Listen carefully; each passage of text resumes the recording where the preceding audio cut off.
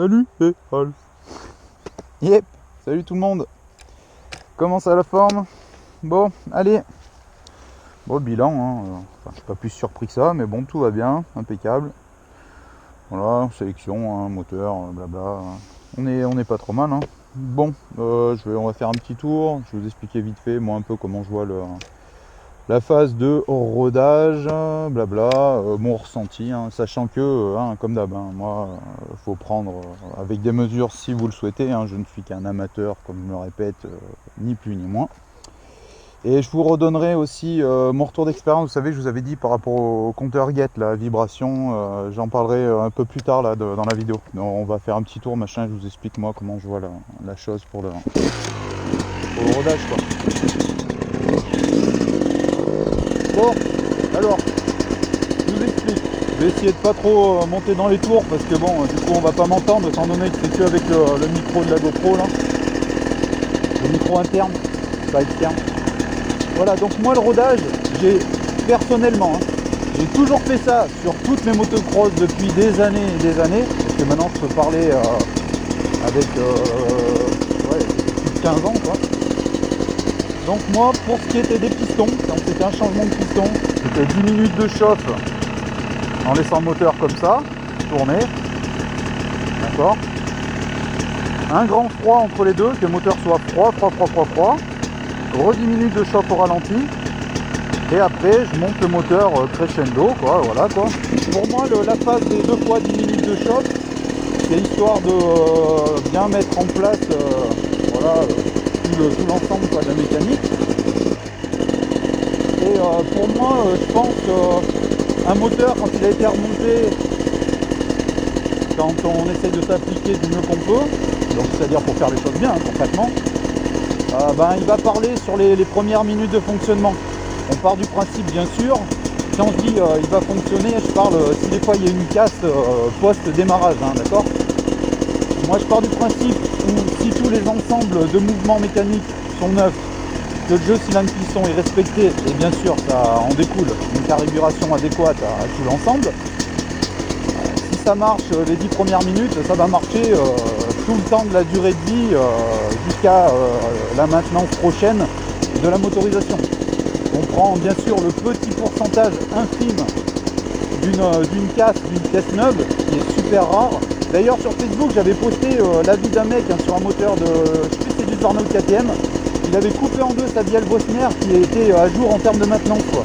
Et c'est vrai que ça a fait vraiment du dégât, donc voilà, je pense que c'est un cas isolé, parce que personnellement moi c'est ce que j'avais, ma bielle Bosner, et elle a fait un sacré paquet d'heures, et voilà, bon certes, c'est que pour la pratique du FMX, donc le moteur prend pas tant que ça, que des conditions vraiment soutenues motocross, et par exemple qui plus est avec un très gros niveau, etc. etc. Donc voilà, pour moi ça parle. Donc là moi RAS personnellement je prends mon cas parce que je peux en parler, hein. C'est pas la peine de parler du cas des autres si on l'a pas vécu, pas bricolé, etc. Donc là moi je peux parler avec un petit peu de retour d'expérience. Et donc en fait pour après, une fois que voilà ces deux chauffes sont faites et tout, et bah voilà, au début je vais me promener comme ça, me promener, bien passer toutes les vitesses, s'assurer que tout sélectionne bien, reste verrouillé, le rétrogradage pareil, machin, blablabla. Là on va vite fait aller sur ce bout de champ, hein. On va pas trop le saloper parce que voilà, si c'est un agriculteur, on va pas abuser quoi. On pourrait faire 2-3 départs mais je vais pas abuser. Donc au début, voilà, voilà,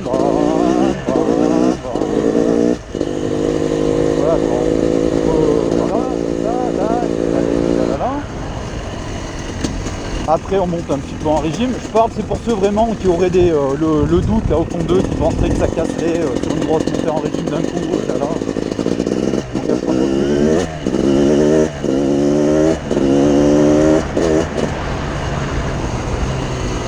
Et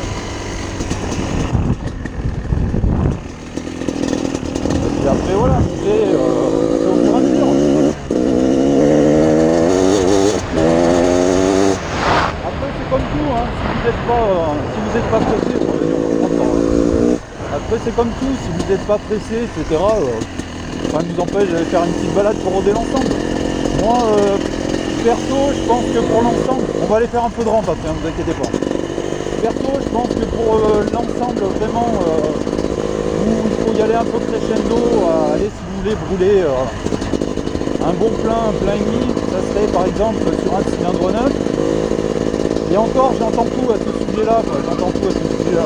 Mais c'est vrai que pour un ensemble cylindre piston complet en neuf, alors déjà, regardez bien sûr au niveau de tout ce qui est transfert, que ça soit bien ébaburé, hein, ça c'est important.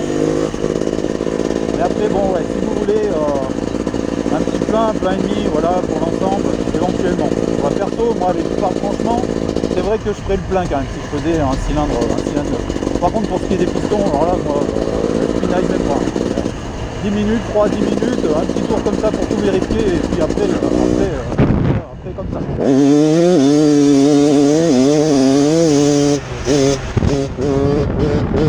Bon, et merci bien à tout le monde, hein. Je suis bien content. Ça m'a pris énormément de temps là, pour faire tout le montage pour le moteur du YAM et tout, parce que mine de rien, il faut tout couper, machin. Il y a des fois où je refais les scènes pour faire un truc à peu près d'aplomb, ça m'arrive de temps en temps, pas tout le temps, mais ça m'arrive de temps en temps. Entre cas là, pour ce cas-là, pour le moteur du YAM, ça m'arrivait de refaire des scènes, machin blabla. Et bon, je suis content, ça valait le coup de faire tout ça. Je suis content. Disons que moi, je pensais que j'allais avoir à peu près 8000 vues. J'ai passé les 8000 vues, donc là voilà, c'est tout bénef, c'est du bonus, c'est parfait. J'ai plein de retours, etc. Je ferai la vidéo pour la galvanoplastie, hein, pour les vis, je vous ferai voir. Il n'y a rien de bien compliqué. Après, mais j'en parlerai un peu plus en détail sur la longévité de la chose, etc. Je reviendrai là-dessus. Et par la suite, hein, je vous ferai voir pour le nettoyage des pièces, le procédé, voilà, comment je le réalise, etc. Ce qu'il faut faire. Que moi j'ai fait pour, et après voilà, comme tout est modifiable, tout est amélioré, il y a toujours mieux à faire. Bon là par contre c'est cool, je regarde, rappelez-vous, après pour ceux qui me suivent depuis pas longtemps, pour ceux qui me suivent, j'attends que j'ai plus le soleil, parce que moi je suis dans le sens, et là bon, il n'y a plus le soleil, donc on va pouvoir y aller. Allez gaz. Bon allez, on va faire l'ouverture, hein. On va faire l'ouverture. Je n'ai pas encore ouvert, donc on va voir ce que ça donne, hein. Bon de toute façon ça reste pareil. Mais je vous parlais aussi d'un truc au niveau de mes suspensions. D'ailleurs Enduro Family m'avait fait une bonne remarque. Bon, attends, je vais me concentrer dedans, parce que là c'est la première, hein. Ouais, j'ai encore un peu de soleil. J'ai encore un poil de soleil en mer, c'est pas super. Ouais, donc pour ce qui est des suspensions, donc j'ai carrément j'ai encore tout changé, parce que en fait si vous voulez, j'avais fait une démo à Montauroux, avec mon pote Nico Breton, et si vous voulez, moi ma recette là elle est bien à pic et tout, donc même avec ma configuration d'avant en termes de suspension ça allait à peu près, mais là-bas à Montauroux la recette était vraiment très plate, donc ça tapait, à chaque fois que je sautais, même quand j'étais à peu près propre, j'avais le menton quasiment quoi, qui tapait mon pied de course et tout. Donc du coup on s'est amusé à faire des vidéos dans la réception pour voir le comportement des deux motos, deux de YZ, hein, donc la sienne et la mienne. Il n'y avait pas photo, la sienne réagissait beaucoup mieux, etc. Donc moi je me suis dit, ah ouais, moi ça me tape vraiment, ça tape vraiment. Donc du coup, ce que j'ai changé, on va couper. Du coup, moi ce que j'ai changé, donc j'avais déjà une première base de seating, mais donc ce que j'ai rajouté, donc de ressort pour poids de 90 kg, les sièges de ressort, c'est eux qui permettent hein, l'échappement, l'échappement, si je regardais mon pot. C'est eux qui permettent en fait, si vous voulez, la circulation de l'huile et tout. Et donc du coup moi j'ai pris des sièges de ressort de Supercross.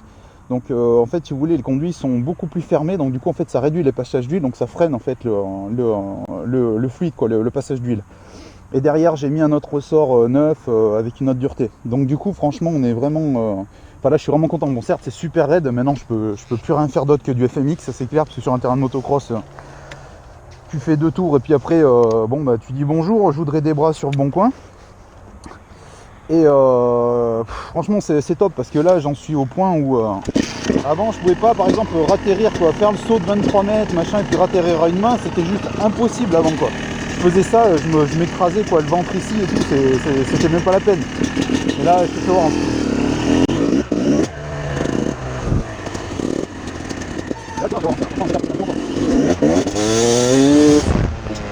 Ouais, je lâche la main. Là c'est plate quoi. Bon après au freinage, faut gérer, tu vois. Mais après voilà, c'est vraiment très confortable. Et d'ailleurs, tu vois, au point là, pour l'instant, tu vois, j'ai le joint torique Le repère, tu vois, je viens juste de sauter, donc je ne triche pas, et puis comme tu sais, moi je triche jamais, hein, c'est pas un problème. Tu vois, je vois un Tori qui est là, je suis pas arrivé à en buter. Donc vraiment, ça fait vraiment taf quoi. Pour que ça arrive en butée, il faudrait, tu vois, te mettre ta plat derrière, et voilà quoi. Donc je suis super content. Bon allez, on va essayer d'en faire un peu.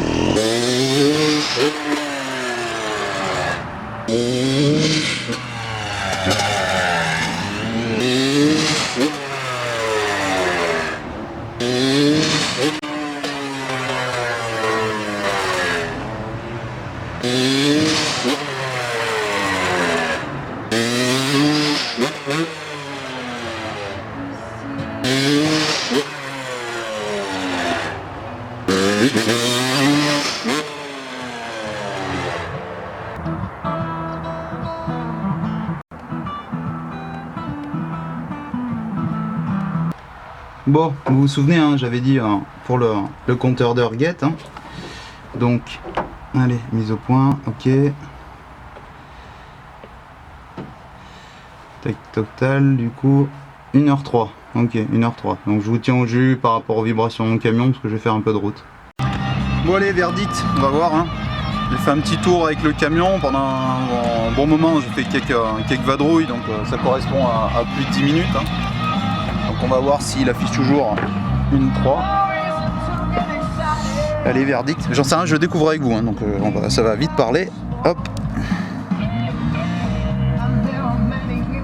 Total 1h03. Bon, pour l'instant ça bouge pas, mais je vais quand même surveiller encore régulièrement sur des plus longs trajets ou avec des routes défoncées où il y a plus de vibrations éventuellement. Mais pour l'instant RAS.